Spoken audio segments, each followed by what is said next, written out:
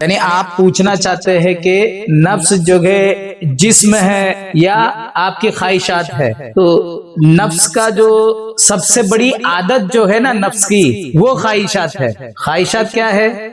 ये नफ्स की आदत है। फिर उसकी ये ख्वाहिशात जो है, बुरी ख्वाहिशात की जो आदत है, ये नफ्स हमारा की आदत है। तो अब इसके अंदर जो है वो ख्वाहिशात आपको देगा, वो शहवत की ख्वाहिश देगा, वो किसी चीज की ख्वाहिश देगा, वो बंगले की ख्वाहिश देगा, वो लालच से आपको दिलाएगा, वो आपको। तो ये जो है नफ्स की जो है आदतें हैं, नफ्स की आदत है। और नफ्स किसको कहते हैं? तो आप उठाओगे तो नफ्स ही है जिसको हिंदी में मन कहते हैं। हाँ, नफ्स ही है जिसको जो है इंग्लिश में माइंड कहते हैं। माइंड, अब माइंड बोलते हैं, आप दिमाग बोलते हैं ना। हाँ, तो नफ्स जो है दिमाग भी है, नफ्स जो है जो ख्वाहिशात भी है क्योंकि आदतें उसकी है, और नफ्स जो है ये आपका जिस्म भी है। बात आ रही है समझ में? आप हर एक को टुकड़ा टुकड़ा देख रहे हैं, ऐसा नहीं है। नफ्स जिस्म है। तो नफ्स की एक ये बात याद रखिए कि नफ्स की जो ठोस शक्ल है, उसकी जो ठोस फॉर्म है, यानी आप कैसा बोलते हैं ना, जैसे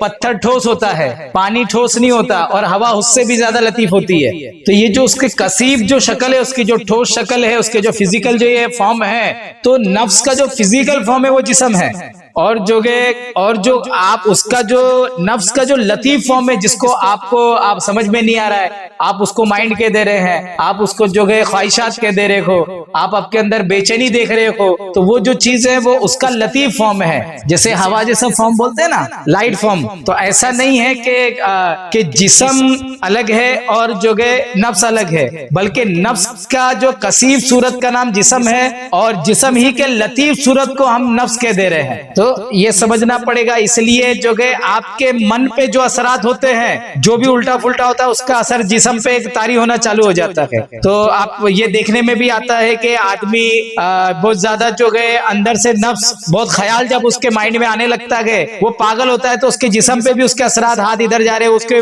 बाहर से भी पता चलता है कि पागल हो गया, क्योंकि वो साइकोलॉजिकल डिसऑर्डर हो गया वो, यानी नफ्सियाती तौर पर, नफ्सी तौर पर वो जो है बहक गया। तो बात समझ में आ रही है कि वो जो है, हाँ, तो वो डिसऑर्डर हो गया, इस वजह से जो है वो उल्टा फुल्टा करता है। तो जो लतीफ नफ्स का असर कसीफ नफ्स पर, और कसीफ नफ्स का असर लतीफ नफ्स पर पड़ता है।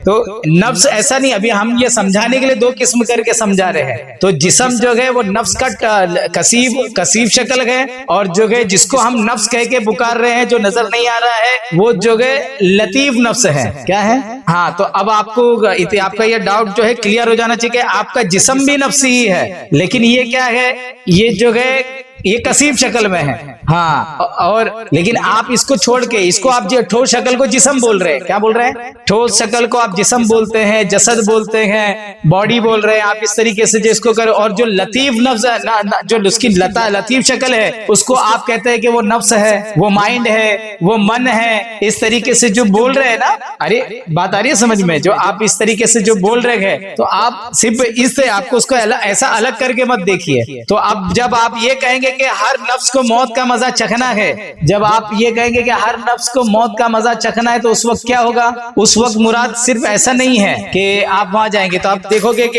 ये जिस्म जो है, तो जो भी जिस्म वाला जो नफ्स है, उसको तो मौत का मजा चखना ही है ना, उससे रूह जुदा हो गई। मौत किसको कहते हैं? जिस्म से रूह का जुदा होने को किसको कहते हैं? हाँ, अब इसके अलावा आपके पास कोई डेफिनेशन है मौत की? हाँ, ये मौत की डेफिनेशन है। और जो साइंटिस्ट करते हैं वो मौत मानते ही नहीं, बोलते मौत होती है, ऐसा नहीं मानते। वो कहते हैं आदमी एक्सपायर हो जाता है, जैसे किसी दवा की डेट एक्सपायर हो जाती है ना, वो कहते हैं एक्सपायर हो जाता है। तो साइंस तो वो एक्सपायर बोलता है। मौत को जो है बोलते हैं ना, दीन वाले मजहब वाले लोग मानते हैं। और मौत क्या है? रूह का जिस्म से अलग हो जाने को मौत कहते हैं। तो जो है अब आपको समझ में आ गया होगा कि कुल्लु नफ्सिन जायकातुल मौत, हर नफ्स को मौत का मजा चखना है। आई बात समझ?